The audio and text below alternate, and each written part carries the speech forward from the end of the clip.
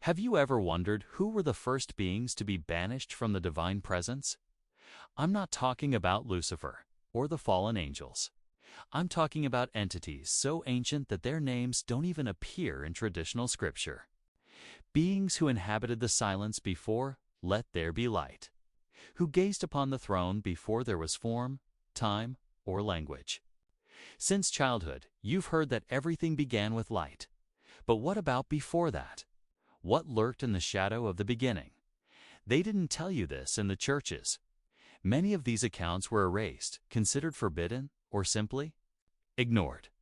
But what you're about to discover was read by kings, whispered among monks, and forbidden for centuries. Yes, you can believe it, or not. But there are records, fragments, and ancient texts that tell of the first exiles from the celestial Eden, and none of them resemble what you imagine. These beings did not disobey.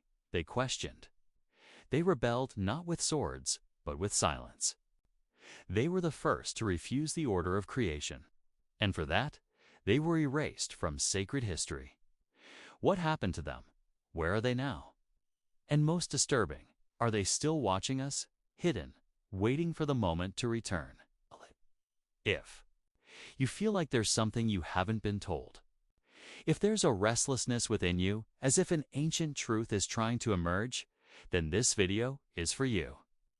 Stay with me until the end, because what's to come may change your perception of everything you've ever heard about heaven, the beginning, and the mysteries of creation. The soundtrack whispers like the echo of an endless abyss, because we are about to descend to where almost no one has dared to look. But before revealing who these first beings banished from the divine presence, you need to understand what really existed, even before light was created. And perhaps, as you listen to all this, something inside you begins to stir. An old memory, a subtle inkling that you already knew this truth, you just didn't know where to look. This happens to more people than you might think. Many feel this same restlessness, this sense that there is something beyond what they've been taught. And that's why this space exists. If this topic resonates with you, if anything I said touched you in any way, leave a comment below with what resonated most deeply. This could be a memory, a question, or even an intuition you've never had the courage to say out loud. Your participation is what makes this channel grow and reach more people who are also searching for these hidden answers. When you like this video or subscribe to the channel, you're not just supporting a content creator, you're strengthening a community that refuses to accept surface truth as absolute truth. You're saying, I also see there's something more. And that's incredibly powerful. So if this spiritual and mysterious journey is part of your path, like this video, subscribe to the channel and activate the bell, because what comes next goes even deeper into the bowels of creation now. I want to go even deeper into this subject. Imagine the scene. The universe was still a whisper. Time had not yet begun. The light still slumbered in the womb of the Word, and yet there was already movement, consciousness. Observers, not all made of matter, not all worthy of the name. Some of them were molded from the divine essence itself, not in the image of man, but in the likeness of primordial silence. Beings who came not after creation, but before it was organized.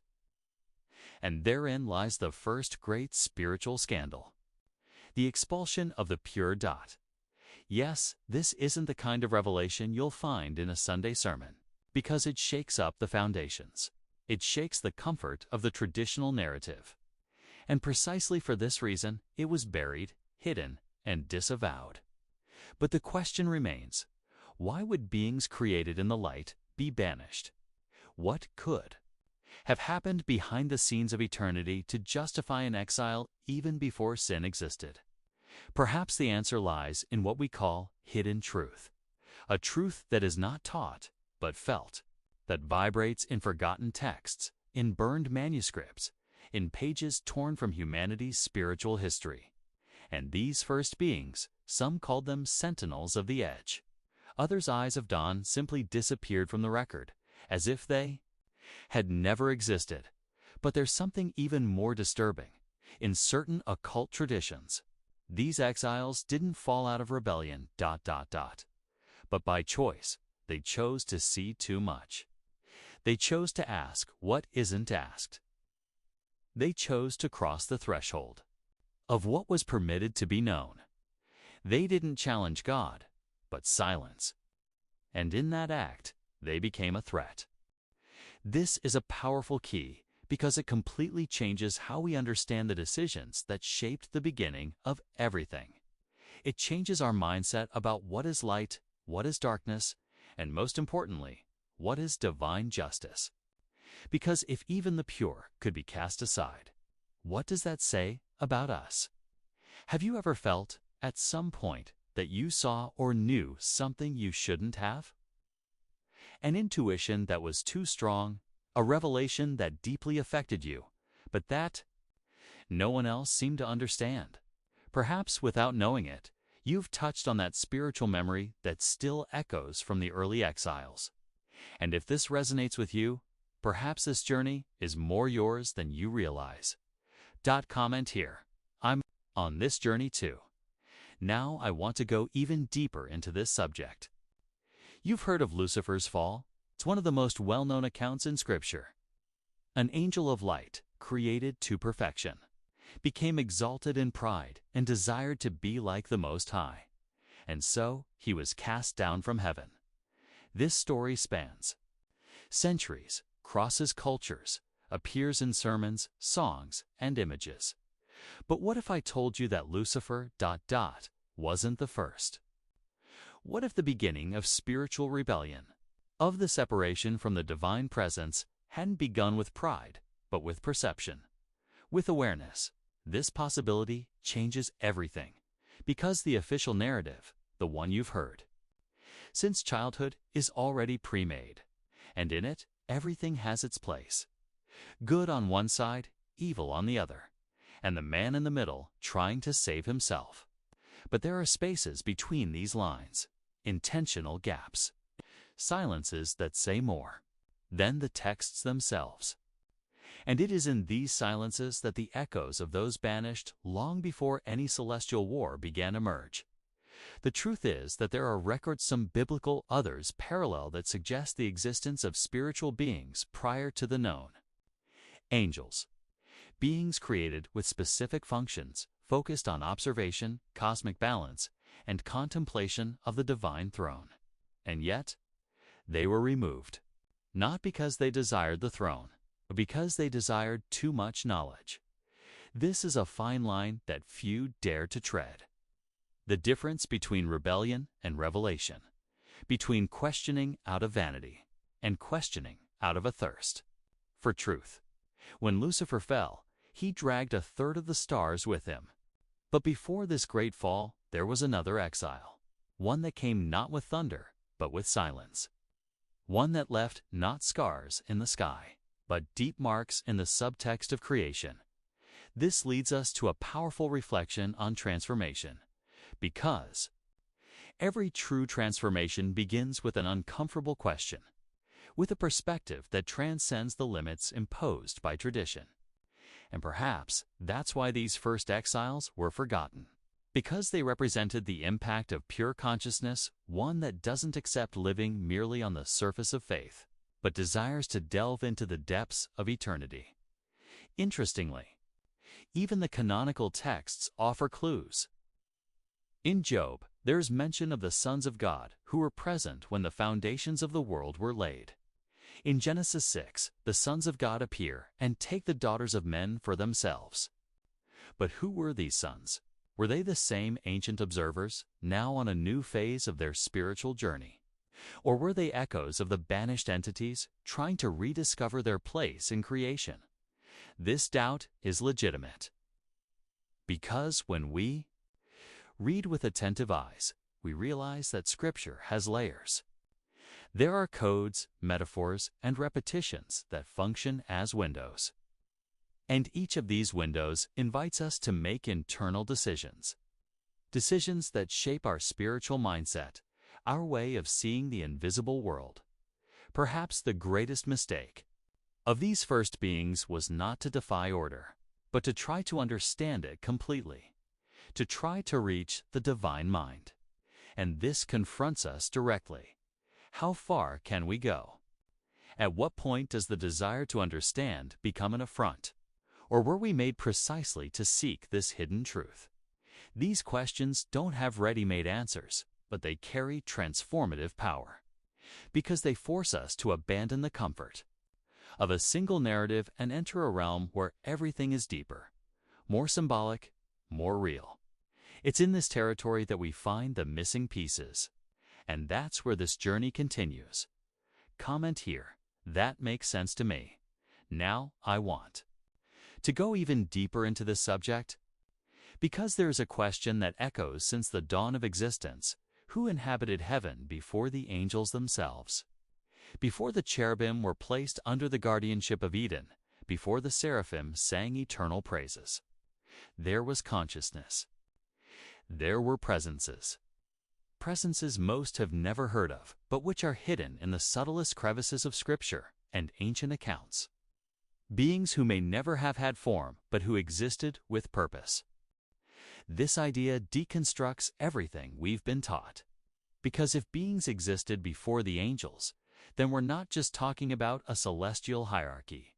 We're talking about a forgotten lineage, a plane of existence that precedes even the most sacred names we know. And this changes the narrative axis, because Lucifer's fall ceases to be the starting point of the celestial conflict.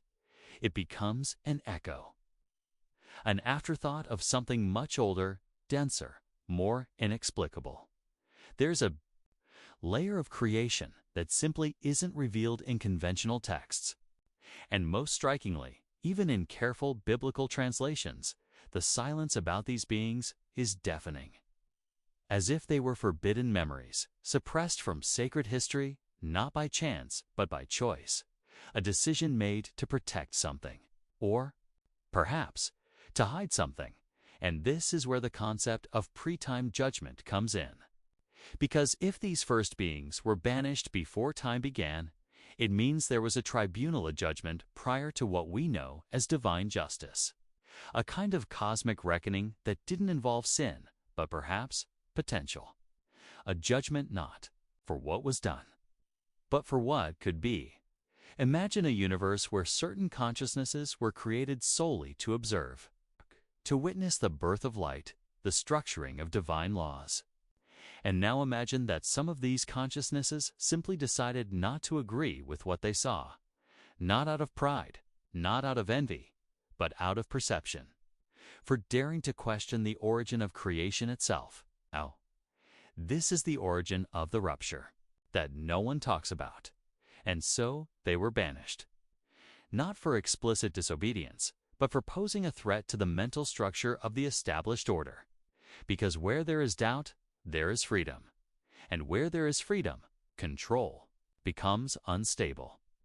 These beings whose names have been lost in silence were the first to prove that light does not shine alone.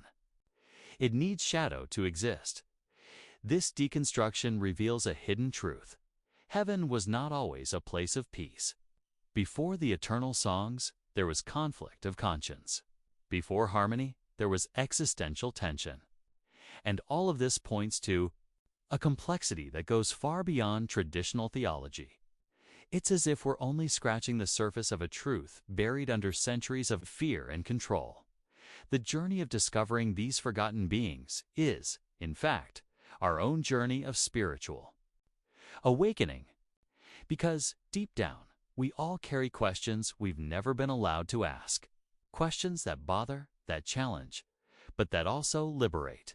And perhaps that's why you're here now. Searching for missing pieces, trying to understand what was ripped. From the narrative. Comment here, this was hidden. Now I want to go even deeper into this subject. Because everything changes when you understand that creation didn't begin with forms, but with consciousness, long before any entity was given a name, long before angels were clothed with wings, there were presences. Pure, invisible consciousnesses that simply were. They didn't need bodies. They didn't need a mission. They existed to perceive, to observe, to contemplate the beginning as silent witnesses of the unspeakable. Some ancient texts refer to them as the children of silence. They had no sound. They had no history. But they were there before time, before light, before the word was spoken, which makes them not only the first beings created, but the first beings to see God. And at the same time, the first to be forgotten. Why were they banished? That's the question that haunts. And the answer, though shrouded in mystery, touches on something essential. They committed no act. They did not rebel violently, did not move against the throne. What they did was look too much, think too much, ask too much. When creation was still mist, they dared to probe the Creator's mind, and for that they were cast aside. No fall, no war, just silence. This hypothesis takes us to another level of spiritual understanding, because it makes us face the possibility that the divine, above all, feared conscious curiosity, the kind that doesn't destroy, but reveals.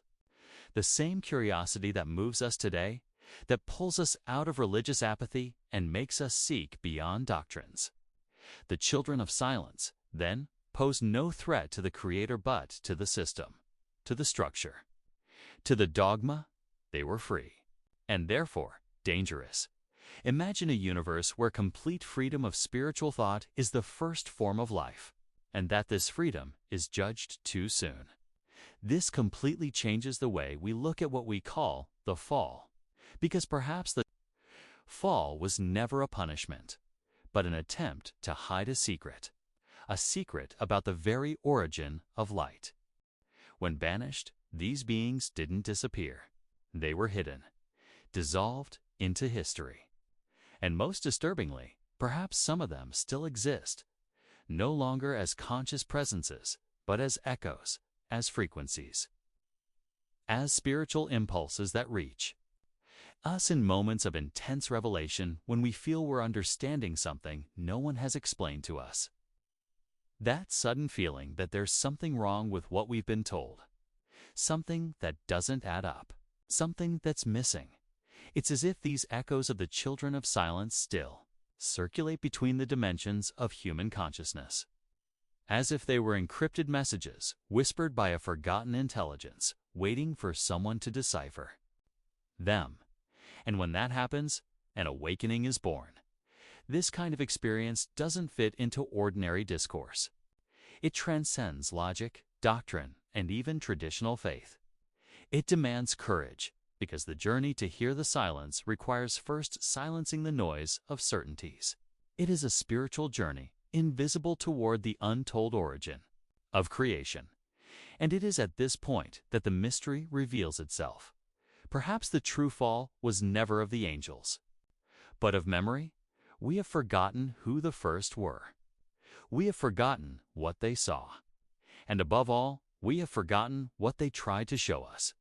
Recovering this is more than curiosity. It is a calling. A call to rescue the part of history that was surgically removed. And if you feel that something in all of this pulls you inward, that confronts you and awakens you, maybe it's because part of you has heard this silence before. Comment here. I heard the silence. Now I want to go even deeper into this subject. Because everything we're exploring isn't just sensation or spiritual speculation. There are texts. There are records. There are words buried under centuries of silence, protected by fear, forbidden by power. And when we look closely at these so-called forbidden texts, we begin to see contours that the official narrative preferred to erase. The Book of Enoch is one such fragment. And in it, we find disturbing mentions of the Watchers, angels who came to earth, took human women, and produced hybrid offspring. But before even discussing this, Enoch describes these beings as having a very specific function to observe. That's all. They didn't act, they didn't interfere, they simply saw, as if they were the heirs of a previous lineage of beings whose sole mission was to witness what no other could understand. But what's most striking is that, in even older traditions, many of them preserved only by mystical sects and secret Gnostic schools, there are accounts of so-called voiceless watchers, beings who were created with no speech, no function, no name, only with the consciousness of being. And these accounts are not poetic metaphors. They describe lost spiritual hierarchies, beings who preceded the angels themselves, and who were judged not by their actions, but by their perception. The impact of this is profound.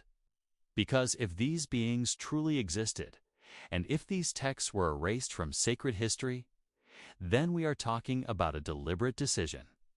A decision to conceal the most ancient origin of spiritual consciousness, to tear out the pages where the divine was not yet organized into thrones, laws, or worship, but only in presence.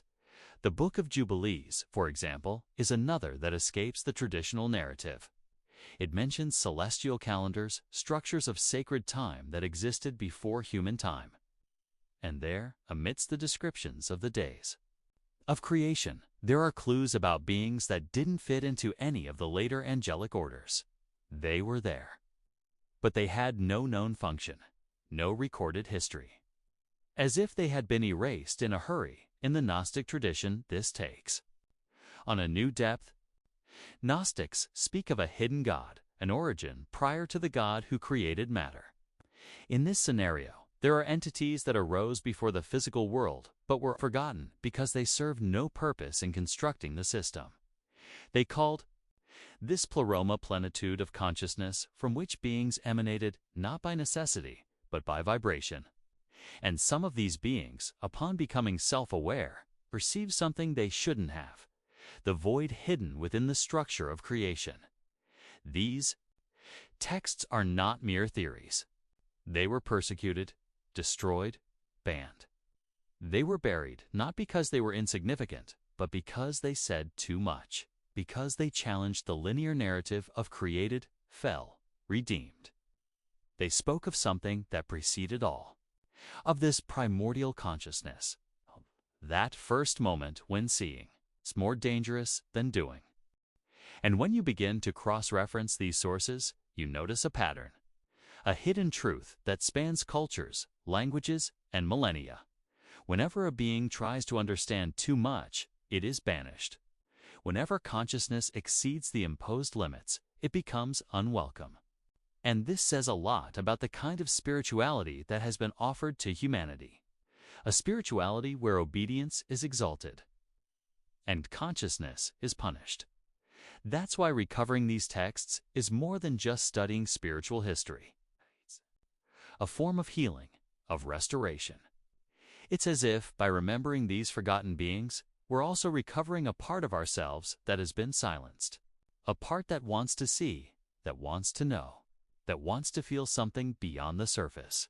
And maybe, just maybe, creation itself is waiting for someone to retell this story, for someone to put the pieces together, for someone to hear, again, what was said in the silence. Write it down. I'm listening. Now I want to go even deeper into this subject. Because when names fade, symbolism emerges. What can no longer be expressed in words becomes told through shapes, sounds, and patterns that span civilizations. And these beings, these children of silence, banished not by error, but by conscience, never completely disappeared. They dissolved into the collective unconscious and began to re-emerge in another form, as symbols. Several ancient cultures speak of entities with all-seeing eyes, but without pupils. These eyes are fixed, expressionless, and unblinking as if they see beyond time and matter. In some traditions, these eyes are carved in stone, in temples where the divine is believed to observe in silence.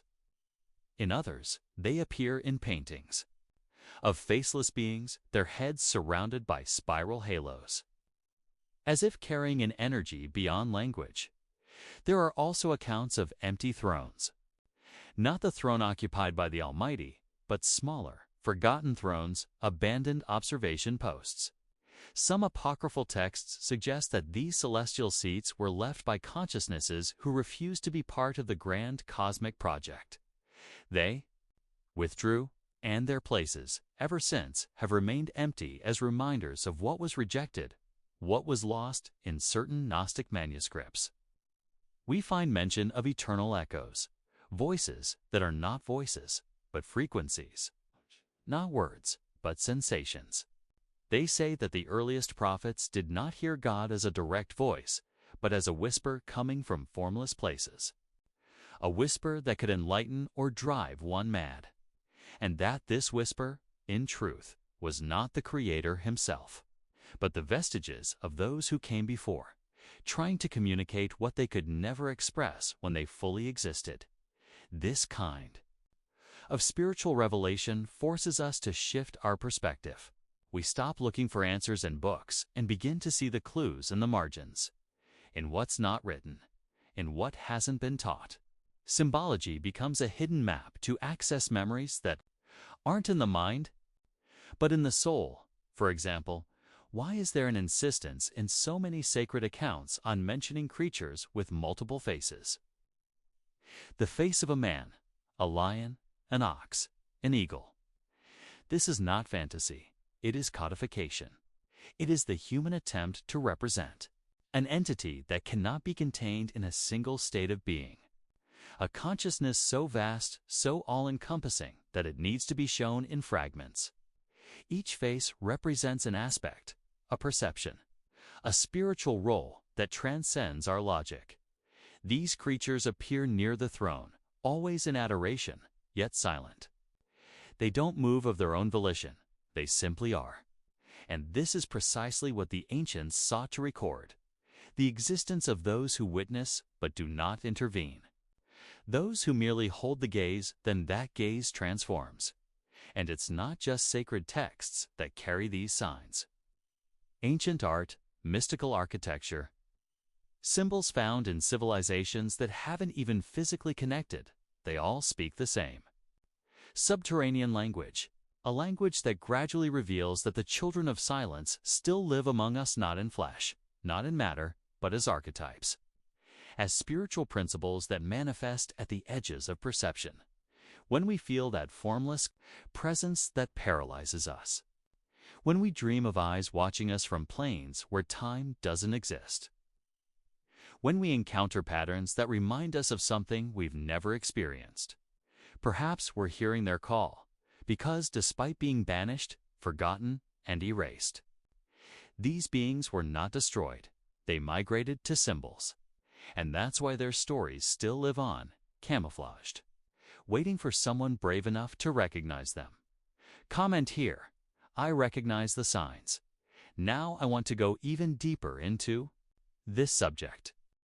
Because if everything we've seen so far points to an origin that predates the light, a consciousness that precedes the Word, a presence that witnessed the birth of creation, then we must face the inevitable question: what if those first banished beings never really left?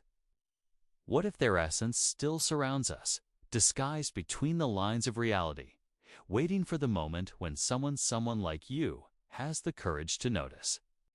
Perhaps that's why sometimes we feel like something is watching us, not as a threat, but as a reminder, as if a forgotten part of our being recognizes another existence that is not visible to the eye, but perceptible to the soul. And if these silent observers are here, not to guide or punish us, but simply to continue what they have always done, watch. There are times when intuition speaks louder than logic. Moments when you sense there's something behind the decisions you make, the words you don't fully understand, the dreams that seem to carry meanings beyond reason. Perhaps, in these moments, you're being touched by something that has been erased from history, but not from reality. This changes everything. It changes the way you see yourself in the universe. Because if these were the first beings to be removed, it means that creation, from its beginning, already dealt with choices, with disagreements, with inner voices that needed to be silenced, not out of malice, but out of structure. And this spiritual structure still resonates in how we live, feel, and believe. That's why this research isn't just theological, it's personal. It's a journey that traverses beliefs, religions, and systems, because it speaks directly to our desire to remember, to reconnect, to touch something the world tried to convince us didn't exist, but which always pulsed deep down, waiting for the hidden truth to surface. And now, having come this far with all that has already been revealed, only one question remains. What would happen if these first exiles were truly among us, invisible, silent, but awake? Does this change the way they look at the world, at the signs, at the voices that come from within? Comment here. I feel like they are here. If you've made it this far, it's because something inside you felt this connection. And that, in itself, speaks volumes. This kind of journey isn't for everyone. It's for those who sense there's something beyond what's been told, and who are willing to delve into this silence laden with meaning. So if this message resonated with you, if at any point in this video you thought this is for me, leave a comment. I'm with you until the end. So I know you're part of this journey, and believe me, this further strengthens the space we're building here. Subscribe to the channel to continue receiving content like this. Here, each video is a fragment of something larger narrative that reveals itself gradually, but ultimately transforms. And if this encounter resonated with you, leave a like. It helps this message reach further. It's touching those also searching for the truth that pulses between the lines. And now, to continue, there's a video here to complement all this. Click and follow me, because the next revelation may be just the one you've been waiting for.